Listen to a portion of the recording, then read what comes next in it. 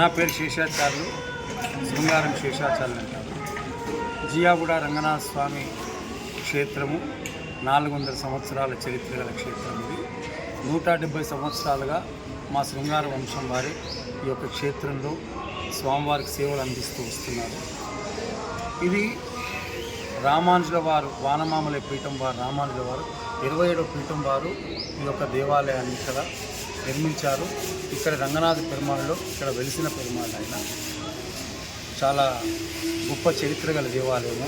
పాంచరాత్ర ఆగమ శాస్త్ర ప్రకారంగా ఎలాగో శ్రీరంగంలో, భద్రాచలంలో, యాదగిరిగుట్టలో ఉత్సవాలు, స్వామివారి కైంకర్యాలు జరుగుతాయి.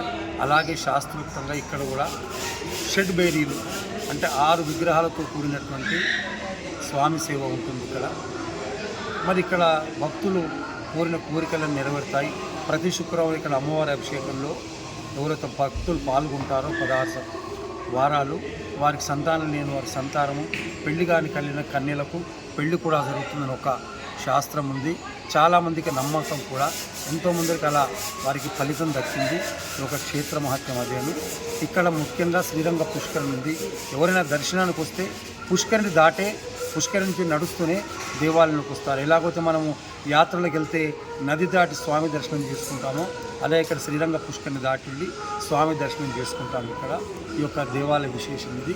మరి ఇక్కడ దేవాలయంలో వైకుంఠ ఏకాదశి చాలా ఘనంగా జరుగుతుంది. ఎందుకంటే తిరుమల వెంకటేశ్వర స్వామికి బ్రహ్మోత్సవాలు ఎంత విశేషమో, రంగనాథ స్వామి వారికి వైకుంఠ ఏకాదశి అంటే అంత ప్రాముఖ్యత కలిగింది. అటువంటి వైకుంఠ ఏకాదశి భాగ్యనగరంగా తెలంగాణ ప్రాంతంలోని ఈ యొక్క రంగనాథ స్వామి జియాగూడ క్షేత్రం చాలా ప్రసిద్ధి చెందింది. కలకత్తా నుంచి వర్కర్లు వస్తారు, దేశ విదేశాల నుంచి పూలు తెప్పిస్తాం ఇక్కడికి. సాక్షాత్ ఇది ఆ రోజున ఇక్కడ వైకుంఠాన్ని స్వామి నిర్మించుకుంటారు.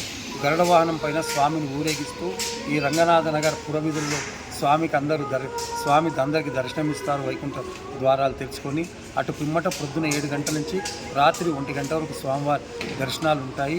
ముఖ్యంగా మా యొక్క రామానుజ సాంప్రదాయం ఉన్నటువంటి ఈ యొక్క క్షేత్రంలో వైకుంఠ ఏకాదశి నుంచి పౌర్ణమి వరకు స్వామివారి ఉత్సవాలు జరుగుతాయి. నమ్మాళ్ళ ఉత్సవము పౌర్ణమి రోజున ఉంటుంది, షడగోప స్వామివారిది. ఆ ఉత్సవంతో ఈ యొక్క కార్యక్రమాలు పరిసమాప్తవుతాయి. మళ్ళీ గోదామ్మవారి కళ్యాణము, తర్వాత గోదామ్మవారి కనుమతో ఈ యొక్క వైకుంఠ ఏకాదశి, సంక్రాంతి ఉత్సవాలు సమాప్తవుతాయి. మళ్ళీ జూన్లో ఈ యొక్క వైశాఖ మాసంలో స్వామివారి బ్రహ్మోత్సవాలు ఉంటాయి. శ్రావణ మాసంలో పవిత్రోత్సవాలు ఉంటాయి. ఈ యొక్క వైకుంఠ ఏకాదశికి మన యొక్క భాగ్యనగర్ నుంచి కాకుండా చుట్టుపక్కల ప్రాంతాల్లో డిస్టిక్ లెవెల్ నుంచి కూడా భక్తులు వచ్చి స్వామిని దర్శించుకుంటారు. శ్రీరంగం వెళ్ళలేని భక్తులు, తిరుమల వెళ్ళలేని భక్తులు ఇక్కడికి వచ్చి స్వామిని దర్శించుకొని వారి యొక్క కోరికలు సిద్ధించేందుకు స్వామివారి కృపకు పాత్రలు అవుతుంటారు.